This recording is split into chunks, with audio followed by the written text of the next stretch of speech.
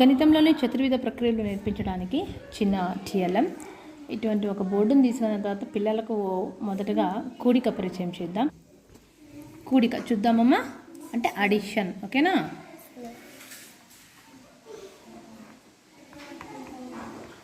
Addition అంటే ఏంటి? గుర్తు ఇదే కదా? ఏం గుర్తు ఇది? ఇప్పుడు చూద్దామా.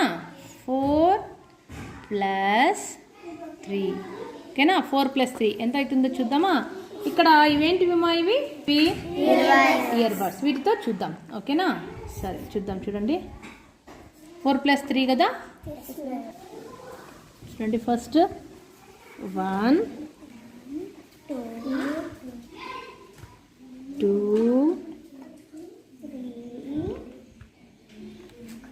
3 4 పెట్టాం కదా. తర్వాత ఎన్ని పెట్టాలి? 3 పెడదామా. చూడండి, 1 పెట్టు అమ్మా, పెట్టు లీమా. 2 ఇంకోటి పెట్టు 3. అవునా? ఇప్పుడు చూడండి, 4 + 3. అవునా? ఇప్పుడు మొత్తం ఎన్నైతే ఇక్కడ పెట్టు మా వరుసగా లైన్లో పెట్టు. మొత్తం పెట్టు లైన్లో. 1 2 2 3 4 5 6 7. ఓకేనా? టోటల్ 4 + 3 ఎంతమ్మా? 7 కదా. 4 + 3 7 = 7. అవునా? ఇప్పుడు తీసివేత చూద్దాం. ఓకేనా? ఇప్పుడు తీసివేత గుర్తు ఏమా? మైనస్. అవునా? చూడండి, తీసివేతలో మనము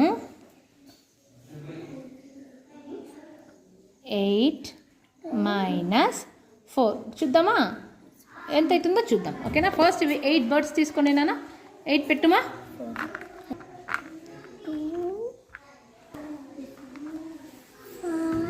5 6 8 పెట్టింది కదమ్మా. 8 ఎన్ని తీసేయాలి మనం? 8లో నుంచి 4 తీసేయాలి. తీసేయండి నాన్న. హలీమా 4 తీసాయి. ఒక్కసారి తీసేసింది. Very good. ఎన్ని మిగిలినాయి ఇప్పుడు మనకు అక్కడ?